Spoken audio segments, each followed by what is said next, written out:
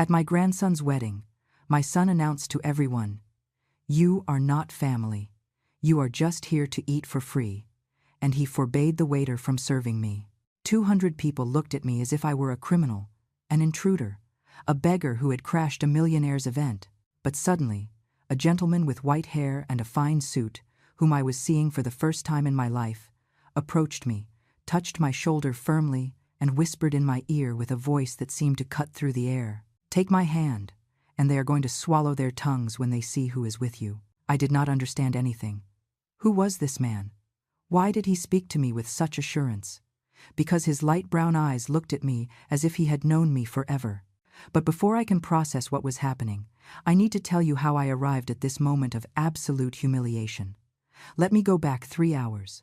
3 hours that feel like 3 years of torture. I am standing in front of the mirror in my small bedroom, getting ready for the wedding of Noah, my adored grandson. I am wearing my lavender dress, the one I bought at the discount store after saving up for months. It is not a big deal, I know. The fabric is synthetic, the seams are not perfect, and it has a small embroidery on the collar that I tried to do myself to give it a special touch. My arthritic hands trembled while I sewed those little white flowers. I look in the mirror, and I see a 72-year-old woman, with deep wrinkles around her eyes, her gray hair pulled back in a simple bun, without jewelry except for the small silver crucifix that my late husband gave me. I look exactly like what I am, a retired seamstress who lived her whole life in poverty so that her son could have opportunities. The telephone rings. "It is Richard." "Mom," he says with a strange tone, almost nervous. "About the wedding today, I need you to understand something. There are going to be very important people there, partners of mine, investors, people of high social standing. I need you to behave appropriately." Something in his voice makes me feel small, insignificant. "Richard," I respond, trying to sound cheerful. "I am your mother. Of course I am going to behave well. I just want to see my grandson happy on his big day." There is a long pause. I hear Catherine speaking in the background, but I cannot make out the words. Then Richard says, "Just keep a low profile, okay? Don't talk too much to the guests. And please, please, do not mention that you worked as a seamstress or cleaning houses. It is embarrassing." Every word is like a stab wound. Embarrassing. My honest work, the sweat of my brow, the years of sacrifice, everything is embarrassing to him. He hangs up without even saying goodbye. I arrive at the event hall, and I am paralyzed. It is a palace. Giant crystal chandeliers hang from the ceiling. The tables are decorated with floral centerpieces that probably cost more than my rent for a month. The guests look like they stepped out of a fashion magazine. The women wear dresses of silk, velvet, French lace. The men wear tuxedos as if they were going to a presidential inauguration. And I am there in my lavender discount store dress. An employee of the venue looks me up and down with disdain the moment I cross the door. "Ma'am," she tells me with a sharp tone, "this is a private celebration. If you are here to apply for a job, the service entrance is around the back." "No, no," I stammer, feeling humiliated. "I am the groom's grandmother. Richard is my son." She looks at me with evident disbelief, as if I had just said I am the Queen of England. She checks her list with a furrowed brow. "Ah, yes, here is your name. Go ahead." I enter the main ballroom, and I feel all eyes fixed on me. They are not looks of polite curiosity. They are looks of judgment, of disdain, of barely disguised disgust. I head toward where Richard is speaking with a group of impeccably dressed men. They wear watches that shine like lighthouses in the night. Richard sees me approaching, and his face changes completely.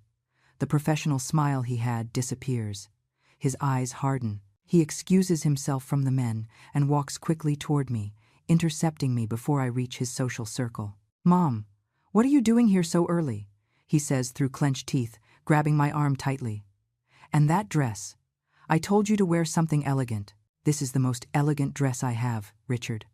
I spent 3 months of my pension on it." He closes his eyes as if it physically hurts him to see me. Catherine appears out of nowhere, dazzling in her champagne-colored dress covered in crystals that capture the light like little diamonds. Her makeup is perfect. Her hair is styled in an elaborate updo that probably took her hours at the most expensive salon in the city. "Eleanor," She says my name, as if it were poison. You really came like that? I cannot believe it. I look at my dress, then at hers, and I understand. I understand perfectly. I am the stain on their perfect painting. I am the living evidence that Richard was not always rich, that he comes from poverty, that his mother scrubbed floors to pay for his education. Pamela, Catherine's cousin, approaches with a glass of champagne in her hand. She wears an ivory dress with a neckline that leaves little to the imagination. She looks at my dress and lets out a little laugh. Oh, Catherine, you didn't tell me there would be themed entertainment. This tribute to the 70s is adorable. The three of them laugh. I lower my gaze. Noah appears then, my beautiful grandson in his white tuxedo. He sees me, and his face lights up. "Grandma!" he shouts, running toward me. "You came!" He hugs me tightly, and for a moment I forget all the humiliation. This is my grandson, the baby I took care of when Richard and Catherine went on trips. The boy who called me every week to ask me how I was. But Catherine grabs him by the arm abruptly. "Noah, honey, you need to greet your father's investors. They are very important people. Let's go." Noah looks at me with guilt, but he obeys. He always obeys his mother. The ceremony begins. I sit in the last row, even though I am the grandmother. The first rows are reserved for business partners, for the bride's elegant family, for people who matter. I do not matter. After the ceremony, everyone moves toward the reception area. There are long tables full of food that looks like it was taken from a 5-star restaurant. Lobster, salmon, meats that I cannot even pronounce. Waiters with white gloves circulate with trays of canapés and glasses of champagne. I am hungry. I did not eat anything all day because I wanted to save my appetite for the celebration. I approach one of the food tables timidly, and that is when it happens. Richard sees me. He walks toward me with furious steps. Catherine comes behind him. Pamela follows him like a vulture, waiting for carrion. "Mom," Richard says, in a loud voice, loud enough for several guests to turn and look at us. "What do you think you are doing?" "I am going to serve myself a little food, Richard. I am hungry." He laughs. It is a bitter, cruel laugh that I had never heard come out of his mouth. "Hungry? Of course you are hungry. You came here just for the free food, right? You don't care about your grandson. You don't care about this family. You just wanted to come and have a feast that you cannot afford." The entire ballroom goes silent. 200 people stop talking and look at us. I feel the heat rising to my face. "Richard, please," I whisper, "don't do this." But he is out of control. Or perhaps this is exactly what he planned from the beginning. "You are not family," he shouts, pointing his finger at me. "You came here to eat for free. Look, everyone. This woman crashes elegant events, pretending to be someone she is not." Catherine joins the attack. "It is embarrassing, Eleanor. Look at yourself. That cheap dress. Those worn-out shoes. You do not belong in this world. You have never belonged." A waiter approaches with a tray. Richard stops him abruptly. "Do not serve her anything. No food, no drinks. It is forbidden. If she tries to take something, notify me immediately." The tears begin to roll down my cheeks. I cannot control them. This cannot be happening. My own son. The boy I breastfed. The boy I held on stormy nights. Pamela approaches with her glass of champagne and a diabolical smile. "If you are so hungry, Eleanor," she says, deliberately spilling a little food from her plate onto the floor, "eat from there. That is where you belong. On the floor with the dogs." People laugh. Some take out their phones to record. And just when I think I cannot endure any more humiliation, when I am about to run toward the exit and disappear forever, I hear those footsteps behind me, firm footsteps that resonate with authority. A hand touches my shoulder. I turn around and see that man with white hair, impeccable dark gray suit, light brown eyes that look at me with an intensity that cuts off my breath. "Mrs. Eleanor," he says with a deep voice, "take my hand, and they are going to swallow their tongues when they see who is with you." My hand trembles when I extend it toward this unknown man. His fingers are warm, firm, secure. He takes me by the hand with a delicacy that contrasts brutally with the emotional violence I just suffered. I feel something strange run through my body. It is not romantic attraction. It is something deeper, more unsettling, as if my soul recognized something that my mind cannot comprehend. Who are you? I manage to whisper while the tears continue running down my cheeks. He does not answer directly. Instead, he turns toward the entire ballroom, toward the 200 people who just seconds ago were laughing at my humiliation. His presence is so imposing that the murmur of voices fades gradually until absolute silence reigns. Even the background music seems to have disappeared. Richard looks at us from where he stands, with Catherine clinging to his arm. His expression goes from fury to bewilderment. He squints, trying to identify this elegant man who has just burst into his perfectly orchestrated torture scene. The man with white hair takes a step forward, still holding my hand. He carries his cane with a silver handle in the other hand, using it more like a scepter than a support. There is something regal in his posture, something that demands respect without needing to shout. "Good evening," he says, with a voice that fills every corner of the room. His accent is refined, educated, the accent of someone who has traveled the world and has walked through the halls of power. "My name is Arthur Sterling, and I believe there are some things I need to clarify tonight." Richard turns pale. Not completely white, but I can see how the color leaves his cheeks. Catherine looks at him confused. Pamela takes a step back, her cruel smile finally erasing from her face. Arthur Sterling. The name resonates in my head, but I cannot place it. I have never heard that name in my life. Or perhaps I have. There is something in that last name that feels vaguely familiar to me, like a distant echo of a conversation forgotten decades ago. Arthur releases my hand, only to place his arm around my shoulders in a protective, almost paternal way. I feel small next to him, but not in a humiliating way. I feel protected, safe for the first time all night. "I see you were having an interesting conversation about who belongs and who does not belong to this family," continues Arthur, looking directly at Richard. "I would like to participate in that conversation, if you allow me." Richard finds his voice, although it comes out trembling. "Sir, with all due respect, this is a private family matter. I don't know who you are, but you have no right to interfere." Arthur smiles. It is not a kind smile. It is the smile of a shark that has just smelled blood in the water. "Oh, but I have all the right in the world, Richard.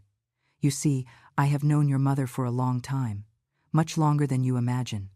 My heart beats so hard I think it is going to pop out of my chest. What is this man saying? How does he know me? Why does he speak as if he had some kind of history with me?" I try to look at him, searching for answers in his face, but he keeps his eyes fixed on Richard. Noah approaches from where he was with his new wife. "Grandma, are you okay?" he asks with genuine concern in his voice. He looks at Arthur with curiosity and some distrust. "Who is this gentleman?" "This gentleman," says Arthur with an almost amused tone, "is someone who should have appeared in your life many years ago, boy. But better late than never, don't you think?" Catherine finally finds her shrill voice. "Look, I don't know what game you are playing, Mr. Sterling, but this is my son's wedding. If Eleanor brought a companion, she should have informed us beforehand. Anyway, she is no longer welcome here, so both of you can leave." Arthur lets out a laugh. It is a deep, resonant laugh, full of irony. "Oh, Catherine, sweet and ignorant Catherine, let me ask you something. Do you know where you are standing right now? Do you know this ballroom?" Catherine looks at him as if he were crazy. "Of course I know it. It is the most exclusive event hall in the city. It cost us a fortune to reserve it. We had to pay $50,000 just for the rental." $50,000? repeats Arthur, nodding slowly. "Interesting. And to whom exactly did you pay those $50,000? "To the company that owns the place, obviously," responds Catherine with impatience. "What does that have to do with anything?" Arthur taps his cane gently against the marble floor. The sound resonates like a gunshot. "It has to do with everything, my dear. Because I am the owner of this company. I am the owner of this ballroom. In fact, I am the owner of this entire chain of event halls, 5 in total, valued at approximately $40 million. The silence that follows is so dense it could be cut with a knife. I can see everyone's minds processing this information. Richard opens his mouth, but no sound comes out. Catherine looks like a statue of salt.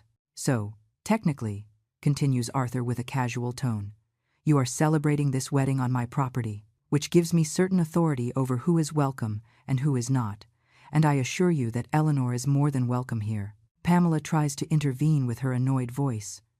But that does not explain why you are defending a complete stranger. What does it matter to you if the poor mother-in-law of the family feels uncomfortable? Arthur looks at her with such intensity that she physically recoils. She is not a stranger to me, he says slowly, and she is definitely not poor, although she herself does not know it yet. Now I am completely confused. What is he talking about? What do I mean I do not know? I know exactly how much money I have. Practically nothing. My pension barely reaches enough to pay the rent and eat. Arthur finally looks at me. His light brown eyes meet mine, and I see something in them that makes me tremble. Guilt, deep regret, ancient pain. Eleanor, he says softly, I need to tell you something. Something I should have told you 46 years ago. 46 years. I do the calculation quickly in my head. 46 years ago, I was 26. I was pregnant with Richard. I was alone, desperate, working 3 jobs to survive because the father of my son had abandoned me when he found out I was expecting a baby. The father of my son. I look at Arthur more closely now. I study his face, his features, the shape of his eyes, the line of his jaw, and then I see it.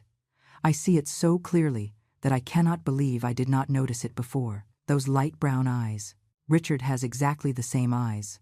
The shape of the nose. The same nose I see every time I look at my son. The strong line of the jaw. Noah inherited it from his father, who inherited it from Richard, who inherited it from... No, I whisper, feeling like my knees are about to give way. It cannot be. You are... Arthur nods slowly. I am Richard's father, Eleanor, the man who abandoned you pregnant 46 years ago, the coward who fled when you told him you were going to have a son. The monster who left you alone to face the world. Richard makes a strange sound, something between a stifled scream and a sob. He staggers, and Catherine has to hold him up. His face goes through 1,000 emotions in seconds. Confusion, shock, anger, pain, disbelief. That is a lie, he shouts finally. My father died before I was born. My mother told me. You are lying, he insists. Arthur takes something out of his pocket. It is an old photograph, worn by time. He walks toward Richard and hands it to him. I did not die, son. I ran away, and it is the greatest shame of my life. Richard takes the photo with trembling hands. I can see from where I am that it is an image of 2 young people. A girl of perhaps 25 years with a simple dress and a shy smile. A boy of about 27 with dark hair and those unmistakable light brown eyes. They are holding hands. They look in love. That girl is me, I whisper. 46 years younger. That boy is Arthur, I say. 50 years younger. This cannot be happening, I murmur, feeling the world spin too fast around me. Why now? Why after all this time? Why here? Arthur turns toward me with tears in his eyes. Because I have been a coward for 46 years, Eleanor. Because I looked for you for decades, but I never had the courage to face you.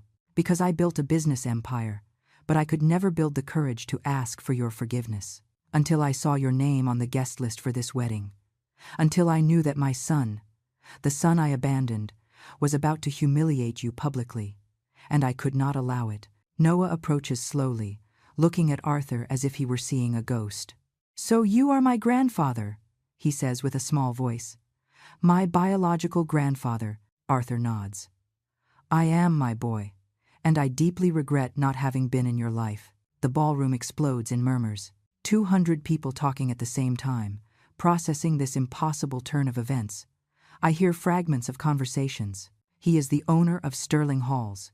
He is worth millions. What a scandal. The poor woman. The son must be destroyed, but I cannot process any of that. I can only look at Arthur, this ghost from my past who appeared out of nowhere just when I needed him most. 46 years. 46 years I have carried the pain of his abandonment. 46 years I have worked until destroying my body to compensate for his absence. Richard continues looking at the photograph as if he could change reality with enough concentration. His hands tremble so much that the image shakes. Catherine tries to take it from him, but he pulls away abruptly. You lied, Richard says, looking at me with eyes full of tears and fury. You told me my father had died. You made me believe I was an orphan. All this time you lied. My voice comes out broken, barely audible. I was protecting you. Richard, you were a child.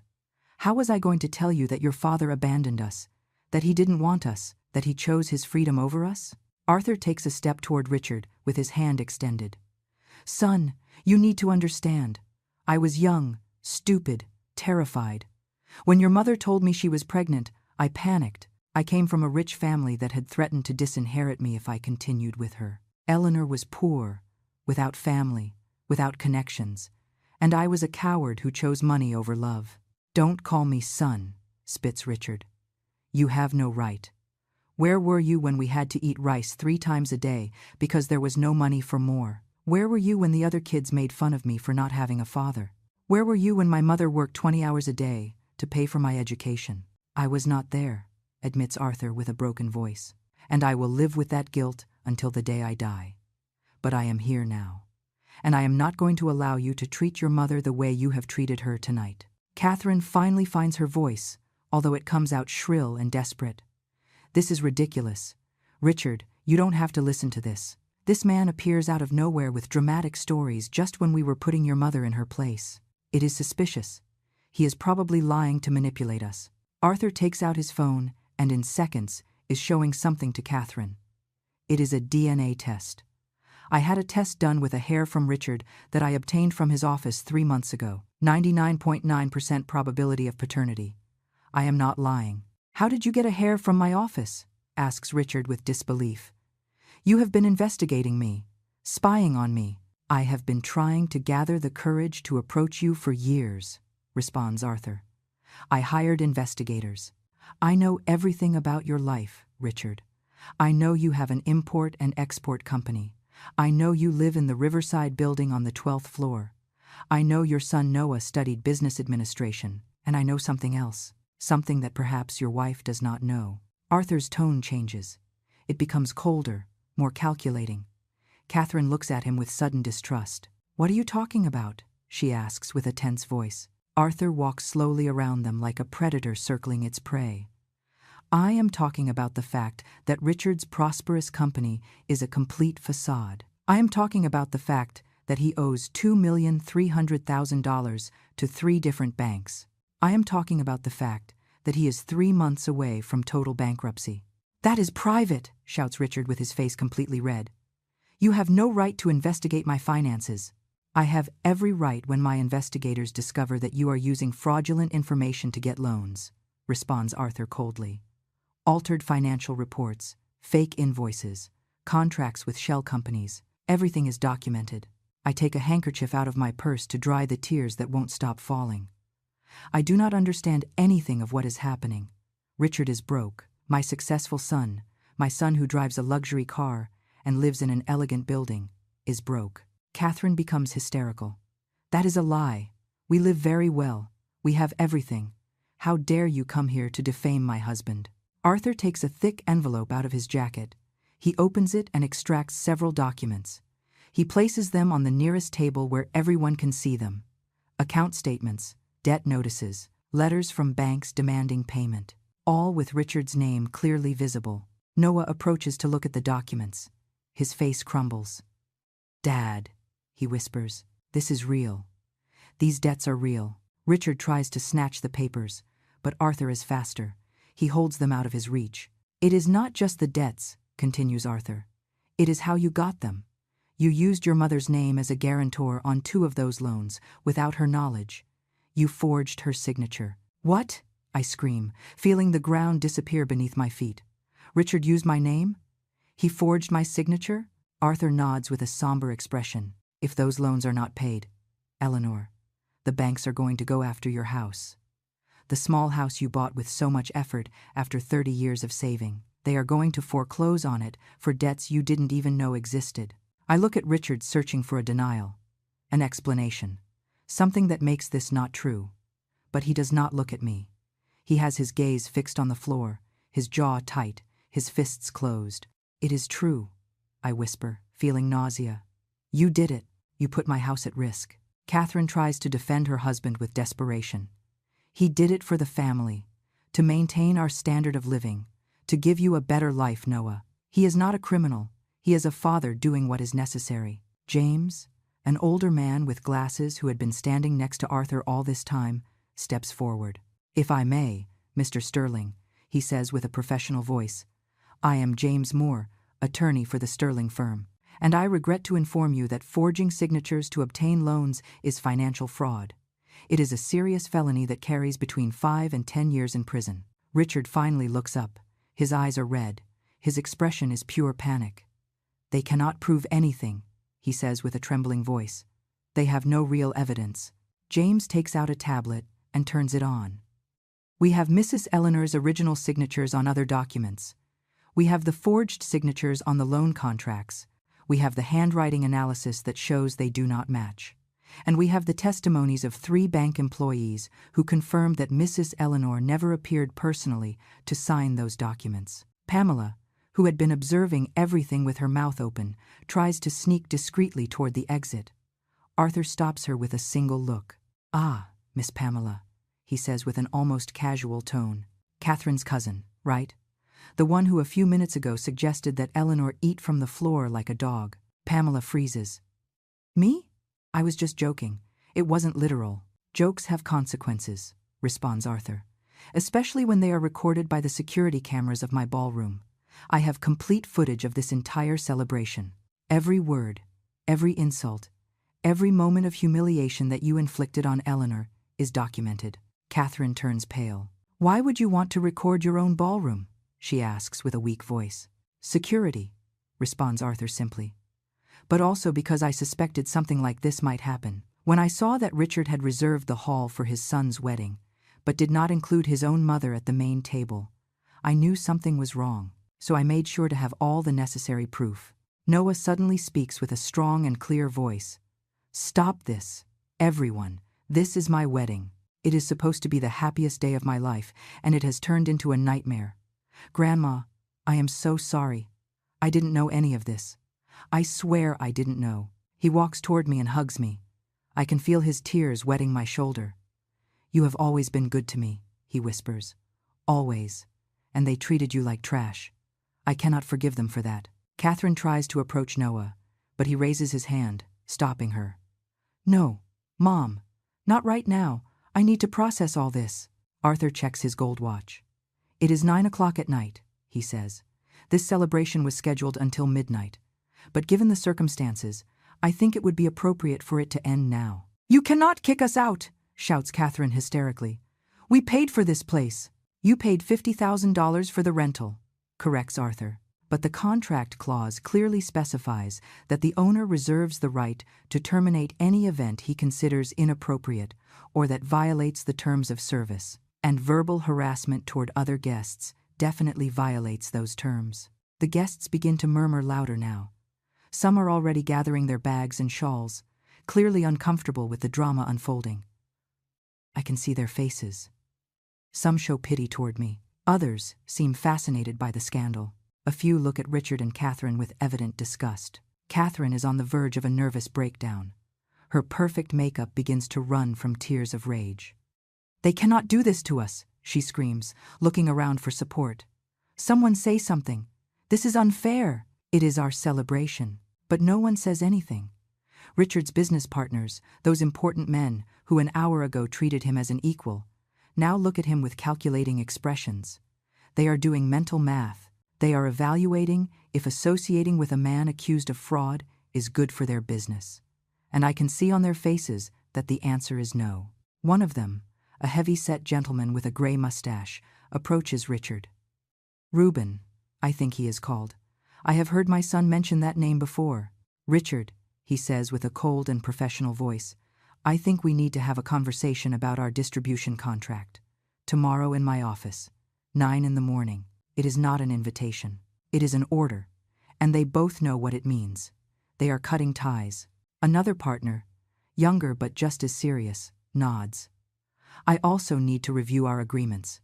Richard, in light of this financial information, I have concerns about the solvency of your company." Richard looks at them with desperation. "Please, can we talk about this in private? Not here. Not now. This is a misunderstanding." "There is no misunderstanding," says Arthur firmly. Numbers do not lie. Documents do not lie. And the evidence is clear. Your company is bankrupt, and you have been hiding it with fraudulent loans. I feel dizzy. All this is too much. Just an hour ago, I was just a humiliated old woman at her grandson's wedding. Now I am standing next to a man who claims to be my son's father after 46 years of absence, discovering that my son is a criminal who forged my signature and put my house at risk. Arthur must notice my paleness because he takes my arm gently. Eleanor, you need to sit down, he says with genuine concern. James, bring a chair. The lawyer immediately brings over one of the elegant gold chairs. I sit down, grateful because my legs no longer support me. Arthur kneels in front of me, ignoring his expensive suit on the floor. He looks me in the eyes. I know this is overwhelming, he says softly. I know I have no right to ask you to trust me after all this time, but I need you to know something. Something that changes everything. What else can change? I whisper with a broken voice. What else can there be? Arthur takes a deep breath. 20 years ago, your husband, the man who raised Richard as if he were his own son, left you something in his will. A piece of land on the outskirts of the city, 40 acres of land that at that time were worth practically nothing. I remember that land. Ezekiel, my late husband, told me about it on his deathbed. It was land he had bought with his savings, dreaming of building a small farm someday. But we never had the money to develop it. When he died, it just stayed there, empty land without any use. I know about that land, I say with confusion. But what does it have to do with all this? Arthur takes out another document. This one looks official, with seals and notary signatures. 5 years ago, he says slowly, the government approved an urban development plan for that zone. They built the largest shopping mall in the city exactly next to your land. The value of your property multiplied by 1,000. I stare at him without understanding. James continues the explanation. Mrs. Eleanor, that land you own is now worth $5 million. It is one of the most valuable properties in the area. 5 million. The words make no sense in my brain. $5 million. That cannot be real. I live in a modest little house with leaks in the roof. I eat rice and beans most days. I have worn the same coat for 10 years. That is impossible, I manage to say. If it were worth that much, someone would have told me. I would have received offers. Something. You received them, says Arthur with a somber expression. 37 offers in the last 5 years. All intercepted by Richard. My head turns abruptly toward my son. His face is completely red, sweat running down his forehead. He says nothing. He does not look at me. Richard is your designated executor, explains James. When your husband died, you signed a document giving him power of attorney to handle property matters on your behalf because you didn't know how to read complicated legal documents well. He has been using that power to intercept all offers for your land. Why? I ask, looking at Richard with fresh tears. Why would you do that? It is my property, my only security. Richard finally speaks. His voice is defensive, desperate. Because I was waiting for the right moment. I wanted the value to go up more. I was going to sell it to one of my partners. We were going to split the profits, 50-50. 50-50 of my property? I scream with a fury I didn't know I had inside. Without even telling me? Without even asking me? Catherine tries to justify it. It was for your own good, Eleanor. You don't understand business. You don't know how to manage that kind of money.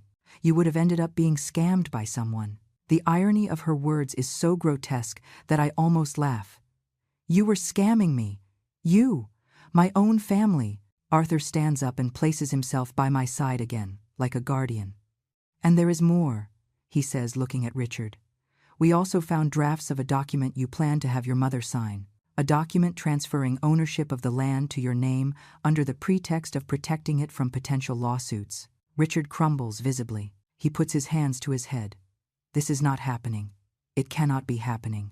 Noah walks toward his father with an expression I had never seen on him. Absolute disappointment. So it is true, he says with a trembling voice. Everything this gentleman is saying is true. You have been stealing from Grandma. It is not theft if it is family, Catherine tries to argue weakly. It is asset management. It is fraud, corrects James firmly. It is misappropriation. It is abuse of fiduciary power. There are at least 5 different crimes documented here. The guests are now definitely leaving. Small groups walk toward the exit, murmuring among themselves. Some look at me with pity as they pass. An older lady stops and squeezes my shoulder with sympathy before leaving. Pamela tries to sneak out with a group that is leaving, but Arthur raises his voice. "Miss Pamela, you stay. There is something about you that Mrs. Eleanor needs to know." Pamela stops, her face showing panic. "I haven't done anything. I am just Catherine's cousin. I have nothing to do with their dirty business." "But you have something to do with the planning of this humiliation," says Arthur. "My investigators reviewed the messages between you and Catherine. The messages where you planned exactly how to humiliate Eleanor tonight. Where to seat her, how to make sure everyone noticed her cheap dress, how to orchestrate the food moment to maximize public embarrassment. I feel as if I have been punched in the stomach. It was not spontaneous. It wasn't that Richard lost his temper in a moment of tension. It was planned. Every detail was deliberately designed to destroy me. Catherine tries to deny it, but her face gives her away. That isn't. It was for everyone's good. You didn't want to ruin the wedding photos with your appearance, Eleanor. It was for Noah. For Noah, I repeat, feeling disgust. You use your son's name to justify your cruelty. Noah moves physically away from his parents. He positions himself on the other side of the room, near me. "I don't want to be near you anymore," he says with a firm voice. "I don't know who you are. I thought I knew my parents, but I don't recognize you at all." Catherine lets out a dramatic moan. "Noah, son, you can't say that. We are your family. We did everything for you." "No, Mom, you did it for yourselves, for your image, for your status, for your damn pride." Arthur claps slowly. "Well said, boy. You have more backbone than your father, that is for sure." Richard finally explodes. "You have no right to judge me. You who abandoned us. You who were never there. You who left my mother in misery. You are worse than me. At least I was present." "Present for what?" I ask with a cold voice that surprises even myself. "To work me until my body was destroyed while you enjoyed a comfortable life? To steal my property? To humiliate me publicly at my grandson's wedding? That is your idea of being present?" "Mom, Don't call me Mom," I interrupt him. "That word implies love, respect, gratitude. You feel none of that for me. I am just a shameful nuisance that reminds you where you come from." The silence that follows is absolute. Even the last remaining guests have stopped to observe. Arthur looks at me with something resembling pride in his eyes. Richard tries to approach me with his hands extended in a gesture of pleading. His eyes are red, swollen from tears. "Mom, please," he says with a broken voice. "Let me explain. Let me fix this. I can fix everything." I move away from him instinctively. Arthur interposes himself between us, like a shield. "I think you have explained enough," he says with an icy tone. "And frankly, there is nothing to fix here except the legal consequences of your actions." Catherine runs to her husband and hugs him. "They are attacking your family," she screams at Arthur. "You show up after decades as if you were a savior, but you are just destroying everything." "What kind of father does that?" "The kind of father who won't allow the woman who raised his son alone to be abused," responds Arthur without flinching. "The kind of father who arrived 46 years late, but who at least arrived when he was needed most." Richard breaks free from Catherine's embrace and kneels in front of me. The knees of his expensive pants touch the marble floor. "Mom, listen to me. I know I made mistakes. I know I failed you, but I can change. Give me a chance. We are family. Family forgives." I look down at this 46-year-old man crying like a child. This is the baby I breastfed, the child I comforted after nightmares, the teenager I helped with his homework until 2 a.m. while my eyes burned with fatigue, the young man I supported when he started his business by lending him the only $1,000 I had saved. And now he is a stranger who forged my signature and planned to steal my property. Family forgives. I repeat his words slowly. But first, family respects. And you never respected me, Richard. From the moment you started making money, you saw me as an embarrassment, as something you had to hide. That is not true, he sobs. I love you. I have always loved you. You love me so much that you planned this humiliation weeks in advance, I say, pointing to Catherine and Pamela. You love me so much that you intercepted offers for my land for 5 years. You love me so much that you put my house at risk with fraudulent loans. Every word is like a knife, and I can see how they pierce him. But I do not stop. 46 years of enduring silent slights are coming out now. Do you know how many times in the last 10 years you have invited me to your house, Richard? 3 times. 3 times in 10 years. And always when there was no one else. Never when your partners came. Never when there were parties. Because you were ashamed that they would see your poor mother with her deformed hands and her second-hand clothes. Mom, stop, he pleads, covering his face. No, I won't stop.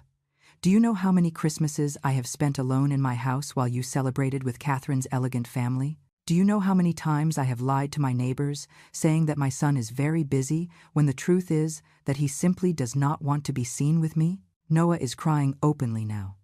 Grandma, I didn't know. I swear I didn't know any of this. I know, my love, I tell him tenderly. You were always different. You did call me. You did come to visit me. That is why it hurt me so much to see how your parents treated me today, on your special day. James clears his throat. Mrs. Eleanor, if I may, there are documents you need to sign.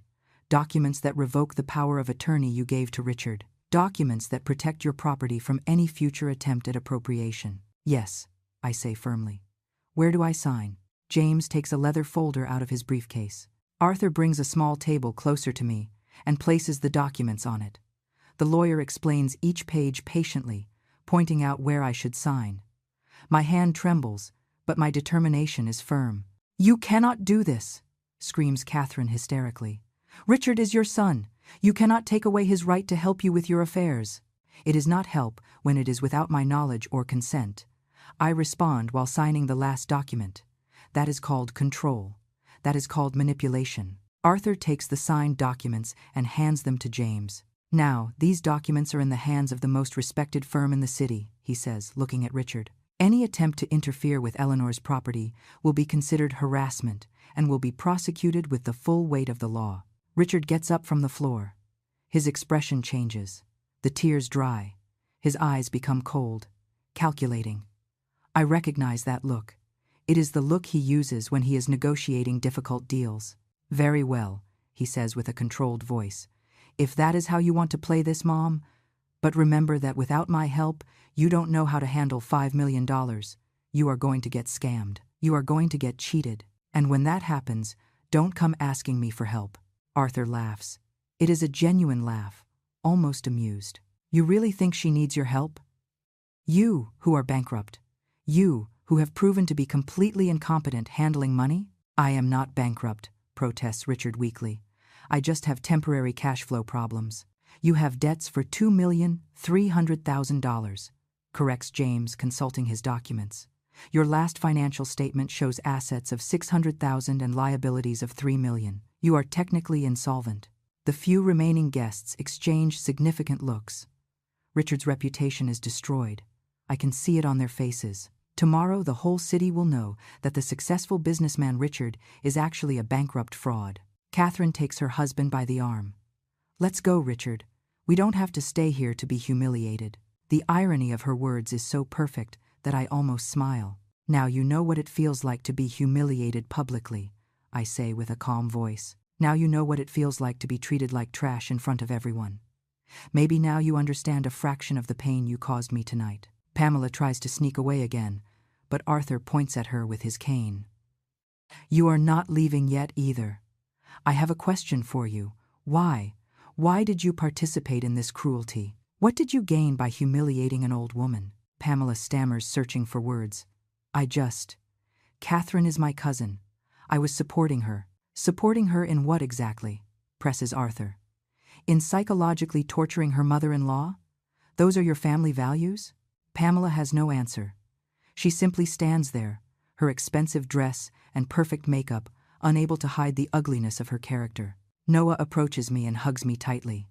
Grandma, he says with a firm voice, I want you to know something. From today on, you are my family. They, he points to his parents, need to earn that title again, and it is going to take much more than fake tears and empty apologies. Catherine lets out a stifled scream. Noah, we are your parents. Can't you choose between us and her? Of course I can, responds my grandson. And I already chose.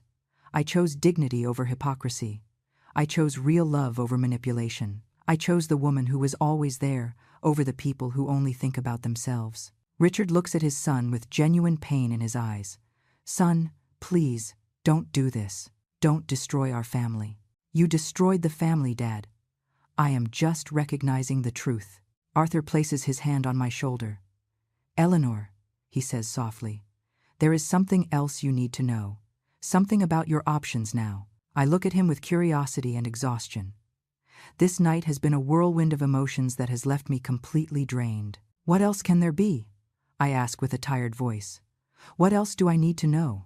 Arthur exchanges a look with James. The lawyer nods and takes another document out of his endless briefcase. Mrs. Eleanor, says James with a professional but kind tone.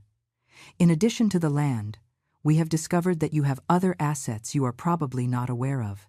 Other assets? I repeat, confused. I have nothing else. Just my little house and that land, which I didn't even know was worth anything.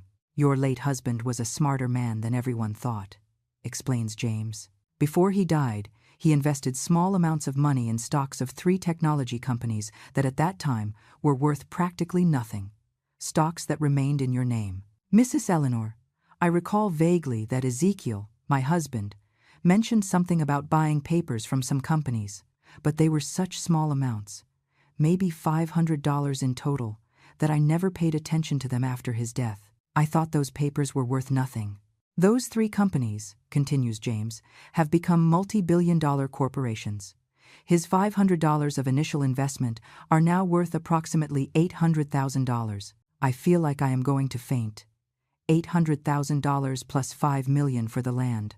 That is $5,800,000. I am a millionaire. Me, who has lived on $120 a month pension for years. Me, who counts every penny before buying food.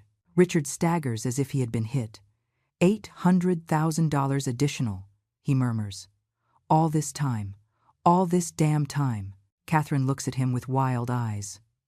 Why didn't you know about those stocks? You are supposed to be the executor. You are supposed to know everything about her finances. Why are those stocks in an account that your husband never checked? Responds Arthur with barely contained satisfaction. They are in an old investment account that remained inactive for years. Only someone doing an exhaustive search of all assets would have found it. Someone like my investigators. So I have almost $6 million, I say slowly, trying to process this impossible information. $6 million. Correct, confirms James. And with the documentation you just signed, everything is protected. No one can touch that money except you. Richard takes a step toward me. His expression has changed again. Now there is something desperate, almost manic in his eyes. Mom, listen. With that money, I could save my company. You could pay my debts. We are family. Family helps each other. I cannot believe what I am hearing. You have just been exposed as a fraud and a thief, I say with disbelief. And your first reaction is to ask me for money? It is not asking, it is investing, he says quickly. You could be a partner in my company. You would recover your money multiplied when things improve. Things are not going to improve, Richard, says Arthur harshly. Your company is dead. Your partners are abandoning you as we speak. Your reputation is destroyed. No bank is going to lend you another cent. You are finished. Catherine turns to me with an expression that tries to be pleading, but only looks calculating. Eleanor, think about it. If Richard's company goes bankrupt, Noah will have no inheritance. Your own grandson will suffer. Can you be so selfish? Noah intervenes immediately. Don't use my name to manipulate her. Mom, I don't want anything from a company built on fraud and lies. I prefer to start from scratch than inherit debts and disgrace. Catherine looks at him as if she didn't recognize him. You have changed, she says with venom in her voice.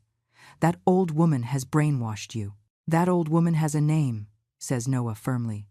Her name is Eleanor. She is my grandmother. And she has more honor in her little finger than you two in your entire bodies. Arthur claps slowly again. I like you more and more, boy. You have a spine. Pamela finally finds her voice. This is surreal. Everyone is acting as if Richard were a monster when he was just trying to manage family assets efficiently. Efficiently, I repeat the word with disgust. You call forging signatures efficient, hiding offers, planning to steal property, publicly humiliating an old woman? Well, maybe if you weren't so ignorant about finances, Richard wouldn't have had to take control, spits Pamela. Maybe if you had been a more educated, more sophisticated mother, your son wouldn't be ashamed of you. The silence that follows is so dense it could be cut. Even Catherine looks at Pamela with surprise. The cousin just crossed a line from which there is no return. Arthur walks slowly toward Pamela. He is a tall man, and she instinctively backs away. "Miss," he says with a dangerously low voice. Eleanor raised a son alone in poverty. She worked 3 jobs simultaneously.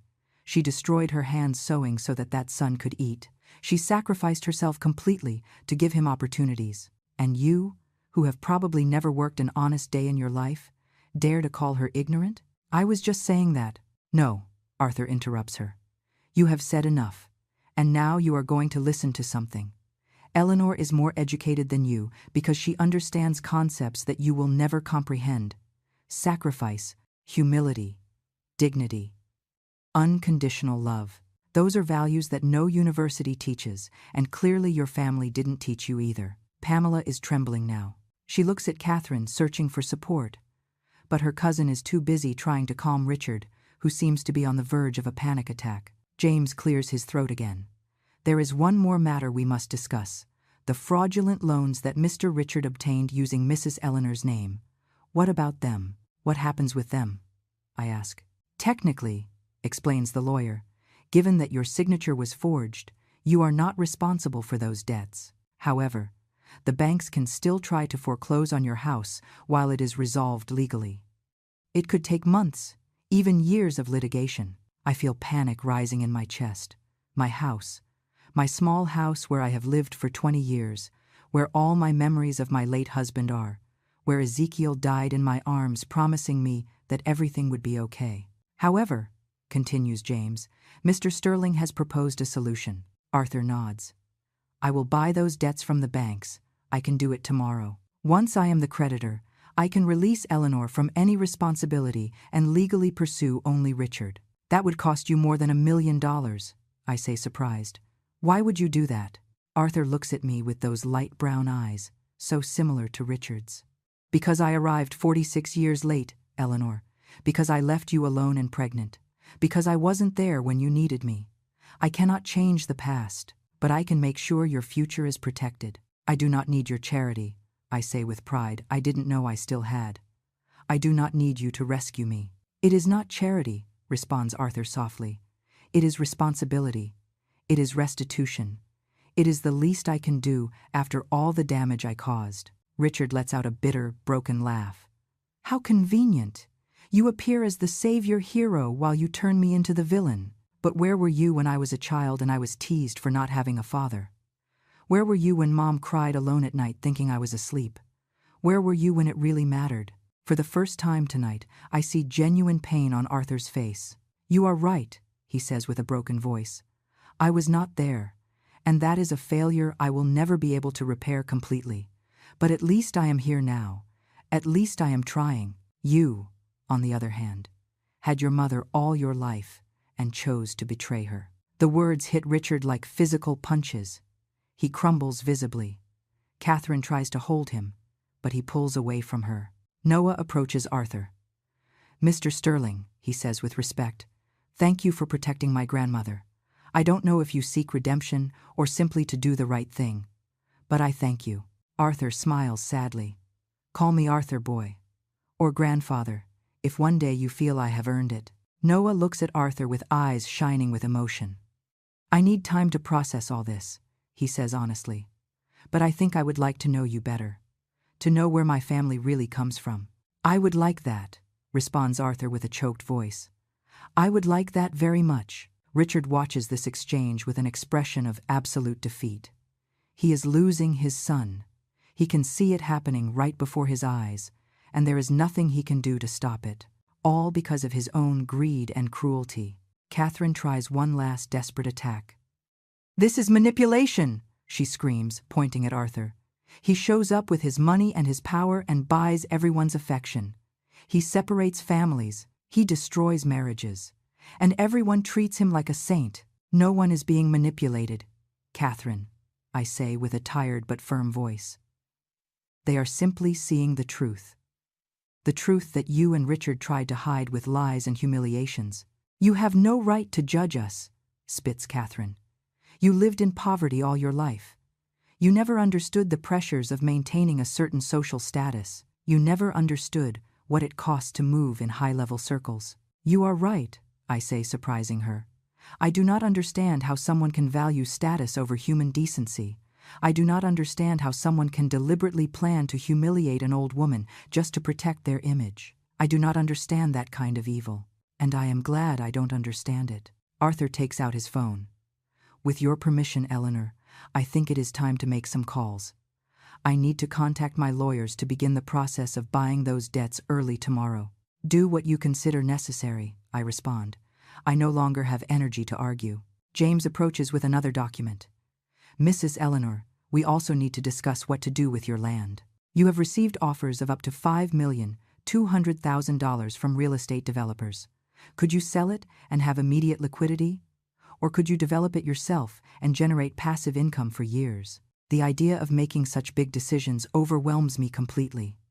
I don't know what to do. I admit. All this is too much. Just a few hours ago I just wanted to see my grandson get married. And now I am talking about millions of dollars and investment decisions. You don't have to decide anything tonight, says Arthur gently. In fact, I would recommend that you don't take any important decision for at least a month. Process everything that has happened. Speak with independent financial advisors. I can recommend some who have no connection to me, so you know there is no conflict of interest. Why are you being so kind to me? I ask, looking at him with suspicion. What do you gain from all this? Arthur sighs deeply. I gain nothing, Eleanor. If anything, I lose money buying those debts. But maybe, just maybe, I can sleep a little better at night knowing that I finally did something right. Something I should have done 46 years ago. Richard suddenly speaks with a strangely calm voice. Mom, he says, looking directly at me. I know you don't trust me anymore. I know you probably hate me right now. But I need you to understand something. Everything I did, all the decisions I took, I thought they were for the good of the family. We were not part of your family, Richard. I respond with sadness. I was an embarrassment you hid, an uncomfortable secret from your poor past. That is not true, he protests weakly. I love you. I have always loved you. Love does not plan public humiliations, I say firmly. Love does not forge signatures. Love does not steal. Whatever you feel for me, Richard, is not love. It is perhaps an uncomfortable obligation, perhaps a little residual guilt, but it is not love. His eyes fill with tears again. How can you say that after everything we have been through together? After all the years? Years mean nothing without respect, son, and you lost my respect a long time ago. Tonight only confirmed what I already suspected. Noah places his hand on my shoulder. Grandma, I think we should go. You have endured enough for one night. He is right, agrees Arthur. Eleanor, my chauffeur is outside. I can take you home, or if you prefer, I have a suite at the Sterling Hotel where you can stay tonight. Complete privacy, room service, whatever you need. The idea of returning to my little house alone after all, this seems unbearable. I accept the suite, I say in a low voice. Just for tonight. Arthur makes a gesture, and a man in a dark suit appears immediately. He must have been waiting nearby all this time. Prepare the presidential suite for Mrs. Eleanor, orders Arthur, and make sure she has everything she might need. The man nods and disappears, speaking into a discreet radio. Richard takes a step toward me with his hands extended. Mom, please, don't leave like this. Let's not end the night this way. We can talk. We can fix this. There is nothing to fix tonight, Richard. I need distance. I need time. I need to process that my own son considers me so insignificant that he planned my humiliation as if it were a corporate event. Catherine lets out a dramatic sob. You are destroying our family, she screams. You are all destroying years of work, years of building a life, for a stupid misunderstanding. A misunderstanding, I repeat with disbelief. You call forging legal documents a misunderstanding? Financial fraud? Premeditated emotional abuse? Pamela finally speaks again, her voice small and scared. Catherine, I think we should go. This isn't going to get better tonight. For the first time, Catherine seems to listen to sensible advice. She takes Richard by the arm. Let's go, honey. Tomorrow we will talk to lawyers. We will fix all this. There is nothing to fix legally, says James with a professional tone. The documents are in order. The evidence is irrefutable. Criminal charges are inevitable unless Richard cooperates completely with the authorities. What does that mean exactly? Asks Richard with a trembling voice. It means that if you voluntarily confess to the fraud, if you return everything you took, if you accept the bankruptcy of your company without resistance, then we could negotiate a reduced sentence, maybe community service instead of prison, maybe probation instead of jail. Prison, whispers Richard, turning pale. They could send me to prison. Securities fraud, forgery of legal documents, abuse of fiduciary power, lists James. Each carries potential sentences of 5 to 10 years, cumulative. We could be talking about 20 years. Catherine crumbles completely. She lets out a scream and grabs Richard's arm as if he could protect her from this reality. 20 years! My husband cannot go to prison for 20 years. We have a life. We have plans. You should have thought of that before committing crimes, says Arthur without sympathy. Actions have consequences. Finally, you are learning that lesson. Noah takes my hand. Grandma, let's go. Please. You need to rest. He is right. I feel my legs barely holding me. My whole body hurts from the tension of this endless night. Yes, let's go. Arthur offers his arm and I accept it. We walk together toward the exit of the ballroom. The last remaining guests watch us in silence, some with respect, others with morbid curiosity, one or two with genuine compassion. When we reach the door, I hear Richard's voice behind us. Mom, wait. I stop, but I do not turn around. What? Richard? I am sorry. I really am sorry. I know it means nothing now. I know words are empty. But I need you to know. I am sorry. There is a long silence. Arthur waits patiently, without pressuring me. Noah squeezes my hand gently. Finally, I speak without turning back. I am sorry too, Richard. I feel like I failed you somehow. That I didn't teach you the right values. That I gave you so much sacrifice that you forgot how to appreciate what you have. That I loved you so much I didn't prepare you for the hardness of the world. I am sorry for that. And then I walk outside without looking back. The fresh night air hits my face when we leave the hall. I breathe deeply, trying to fill my lungs with something different than the smell of expensive perfumes and betrayal. The sky is dark, full of stars that seem indifferent to all the human drama that just unfolded under that elegant roof. A black car waits at the entrance. It is not simply a car. It is a long, shiny limousine that probably costs more than my entire house. The chauffeur, an older man with an impeccable uniform, opens the back door with a respectful bow. Ma'am, he says with a kind voice, it is an honor to serve you. I climb in awkwardly. I have never been in a vehicle like this. The seats are leather, soft as butter. There are dim lights on the ceiling, creating a soothing atmosphere. Arthur sits next to me while Noah climbs in on the other side. James settles in the seat facing us. The car begins to move smoothly. I look out the window toward the hall we left behind. I can see the silhouette of Richard and Catherine at the entrance, hugging, probably crying. Pamela is talking on the phone frantically. Their whole perfect world has crumbled in a single night. And I should feel satisfaction. I should feel justice. But I only feel a deep and painful emptiness. Arthur must notice my expression because he speaks softly. It is normal to feel confused, Eleanor. Justice and pain can coexist. You can be furious with Richard and still love him. You can want him to face consequences and still wish it weren't necessary. I love him. I whisper with tears rolling down my cheeks. Despite everything, despite what he did, he is still my son. I carried him in my womb. I breastfed him. I took care of him when he was sick. How do I stop loving him just because he betrayed me? You don't have to stop loving him, says Noah, squeezing my hand. But you can love him from a distance. You can love him and still protect yourself. You can love him and still demand respect. The boy is right. agrees Arthur. Unconditional love does not mean unconditional tolerance. It means you wish the best for that person, even when the best thing is for them to face the consequences of their actions. James clears his throat. Mrs. Eleanor, if I may, tomorrow we will need to meet to discuss the next legal steps. We need to file formal charges against Richard for the fraud. We need to ensure all your assets are protected. And we need to begin the process of financial administration of your new wealth. New wealth. The words sound surreal. 12 hours ago, I was a poor old woman worried about being able to pay the electricity bill this month. Now, I am a millionaire. How is it possible for life to change so drastically in such a short time? I cannot think about any of that tonight, I say with an exhausted voice. My brain is completely saturated. Of course, responds James kindly. Rest tonight. Tomorrow at 10 in the morning, I will send someone from the firm to visit you at the hotel. Just to talk informally, without pressure, about the options. The car stops in front of an imposing building. Sterling Hotel, it says in bright gold letters above the entrance. It is one of the most luxurious hotels in the city. I have passed in front of it many times, but I never imagined I would enter. The chauffeur opens my door and helps me down gently.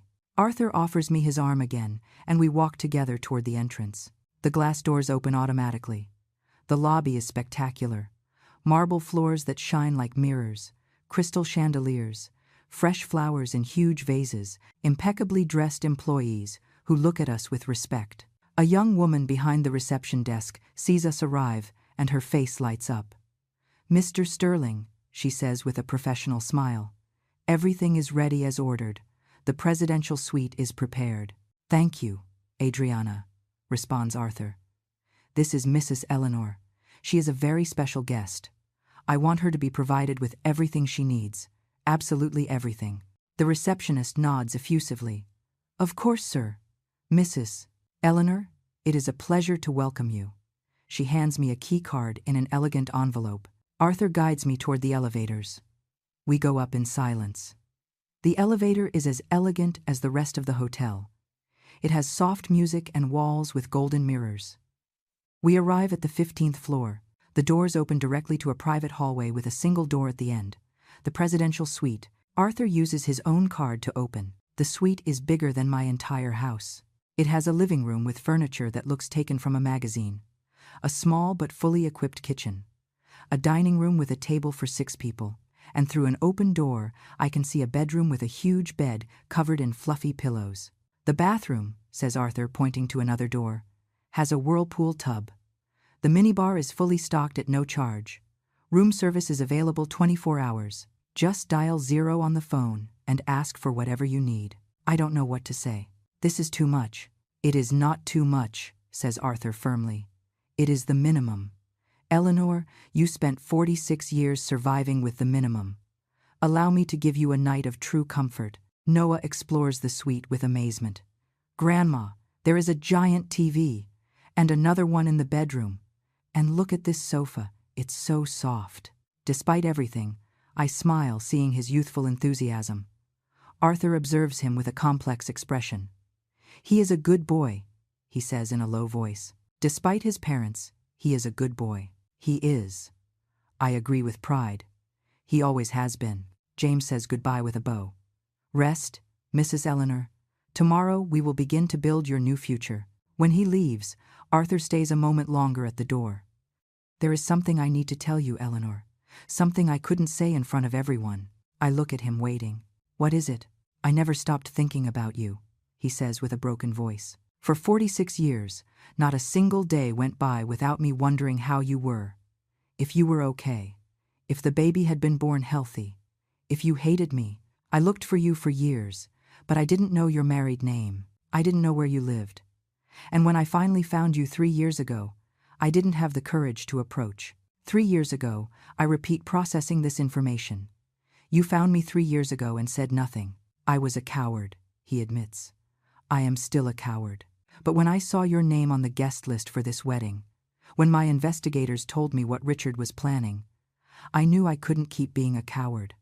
I had to intervene. Why now, I ask? Why after so long? Because I am 74 years old, Eleanor. Because my health is not what it was. Because I have maybe 10 years of life left if I am lucky, and I don't want to die being the coward who abandoned the woman he loved and the son he never knew. The woman you loved. I repeat his words. I loved you, he confirms with tears in his eyes. I loved you so much it terrified me.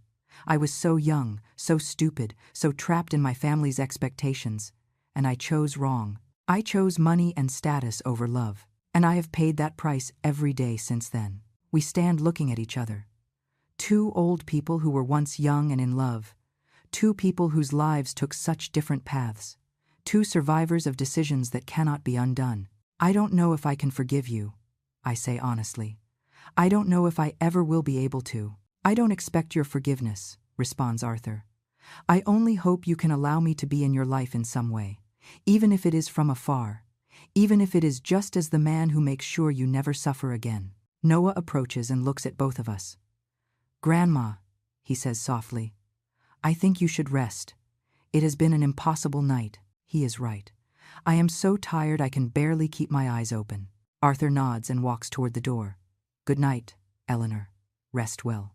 When the door closes, I remain standing in the middle of this luxurious suite, feeling completely lost. Noah hugs me. It is going to be okay, Grandma. Everything is going to be okay. I wake up with the sun entering through the thick curtains of the suite. For a moment I don't remember where I am. Then everything returns like a wave. The wedding, the humiliation, Arthur, the millions, Richard, everything. I sit on the huge bed and look around. Noah slept on the living room sofa. I can hear his soft breathing from here.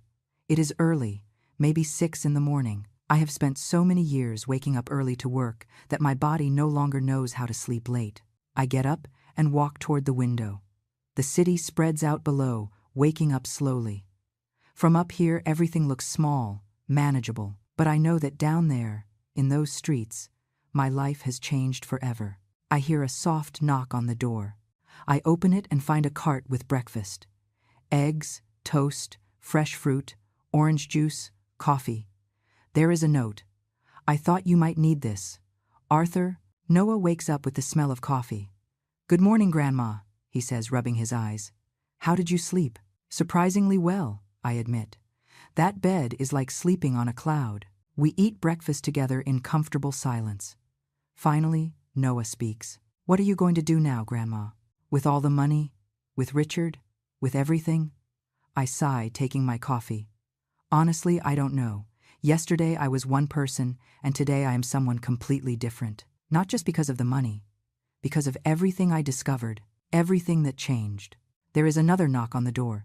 This time it is James with a briefcase. Good morning, Mrs. Eleanor. I hope I am not interrupting. I just wanted to talk briefly about some options. We sit in the living room. James takes out documents and begins to explain. The offers for the land, the investment options for the stocks, the strategies to protect the assets. My head spins with so much information. And what happens with Richard? I ask finally. What is going to happen with my son? James gets serious. That depends on you, Mrs. Eleanor. We can file full criminal charges. He would face prison. Or we can negotiate a deal where he confesses, declares bankruptcy, returns everything stolen, and receives a suspended sentence with community service. Which do you recommend? The lawyer looks directly at me. As a lawyer, I recommend the option that protects you the most. Full charges. As a human being, I understand he is your son, and that a mother's love is not erased by betrayal. Before I can answer, my phone rings. It is a number I don't recognize, but I answer. Mom, says Richard's voice. His voice sounds broken, exhausted. Please, I need to talk to you. Please. Where are you? I ask. In the hotel lobby. The staff won't let me up without your authorization. Please, Mom. Just 5 minutes. That is all I ask. I look at Noah and James. Both look at me, leaving me to decide. Finally, I sigh. Let him up. When Richard enters the suite minutes later, I almost don't recognize him. He is wearing the same clothes as last night, but wrinkled and stained. His hair is disheveled. His eyes are red and swollen. He seems to have aged 10 years in one night. Mom, he says, and his voice breaks immediately. He falls to his knees in front of me. Forgive me, please, forgive me. I cannot live knowing what I did to you. I cannot breathe knowing I hurt you so deeply. The tears run down his face. They are real tears, not the calculated tears of last night. These are tears of a man completely destroyed. Richard, I say softly. Get up from the floor. He obeys, trembling. He sits on the sofa with his head in his hands. Catherine left me, he says with a hollow voice. She left early this morning. She said she cannot be with a man who is going to prison, that she cannot be with a failure. She took her things and went to Pamela's house. I am sorry, I say, and I mean it. Despite everything, I don't want him to suffer. Don't be sorry, he says bitterly. You were right about her. You were right about everything. I spent so many years trying to be someone I am not, trying to impress people who are not worth it, and I lost the only real thing I had. I lost you. You haven't lost me, Richard. I am still here. He looks up with surprise. How can you say that after everything? How can you even look at me? Because I am your mother. Because despite all the pain, despite all the betrayal, you remain my son. A mother's love does not turn off like a switch. But I am going to prison, Mom. James explained everything to me. I can go to prison for 20 years. I look at James. There is another option, I remind him. The lawyer nods. Mr. Richard, if you voluntarily confess all your crimes, if you agree to return everything you took, if you declare bankruptcy and accept financial supervision for 10 years, we can negotiate a suspended sentence, community service, probation, but it requires total cooperation. Richard looks at me with desperate hope. You would do that for me? After everything? With conditions, I say firmly. First condition, mandatory therapy. You need professional help to understand why you did what you did. Second condition, no more contact until you demonstrate real change. You can write me letters. I can read them when I am ready. Third condition, you leave Noah alone. You do not manipulate him. You do not pressure him. You let him live his life. I accept, he says immediately. I accept everything, whatever it is. And fourth condition, I continue. You will use part of your community service working in soup kitchens for the homeless. You will spend time with people living in the poverty that has shamed you so much. You will learn humility. Yes, Mom. Whatever you say. Noah approaches his father. Dad, he says with a serious voice, I am going to be watching. If you do this for real, if you change for real, maybe one day we can rebuild something. But it has to be real. No more lies. Richard hugs his son, crying. I will do better. I promise. I will be better. There is a knock on the door again. This time it is Arthur. He enters and sees Richard. The tension in the air is palpable. Two men who never met, but who are connected by blood and by me. Son, says Arthur slowly, I want you to know that I bought all your debts this morning. I am your creditor now. Richard turns pale. That means you can destroy me completely. I could, admits Arthur, but I won't. If you cooperate with justice, if you really change, I will forgive the debts. All of them. Your mother suffered enough raising you alone. I don't want her to suffer seeing her son in prison if there is another way. Why? Because I failed as a father 46 years ago, responds Arthur. And perhaps if I had been there, if I had raised you alongside your mother, you would be a different man. Part of your failure is my responsibility. Not all, but part. The two men look at each other. There is so much pain, so much lost time, so many unsaid words. Finally, Richard extends his hand. Thank you, he says simply. Arthur takes it. Don't thank me. Thank your mother. She is the one who decided to give you this opportunity. I get up and walk toward the window. I look at the city down there. I think about everything that has happened, about everything that is coming. What are you going to do now, Mom? Asks Richard softly. I turn around and look at them all. At my broken son, at my strong grandson, at Arthur, the ghost of my past, at James, the guardian of my future. I am going to live, I say clearly. For the first time in 72 years, I am going to live without fear, without money worries, without the need to prove anything to anyone. I am going to travel. I am going to see the world I could never see. I am going to help other people who are where I was. I am going to open a community center for women struggling alone, I am going to make my suffering mean something. Arthur smiles. I would like to help with that community center, if you allow me. And I would like to work there, says Noah. I want to do something meaningful with my life. Even Richard speaks. When I finish my community service, I would like to be part of that too, if you allow me someday. I look at them all. My broken family, but maybe, just maybe, in the process of healing. Justice was done, I say softly. Richard will face consequences, but he will have a chance at redemption. I have financial security for the first time in my life. Noah has the freedom to choose his own path. And Arthur, finally, you are doing the right thing. I approach the window one last time. The sun is shining completely now. It is a new day, a new life. I spent 72 years surviving. Now I am going to spend the rest of my days living, really living, and for the first time in more years than I can count, I smile with genuine hope.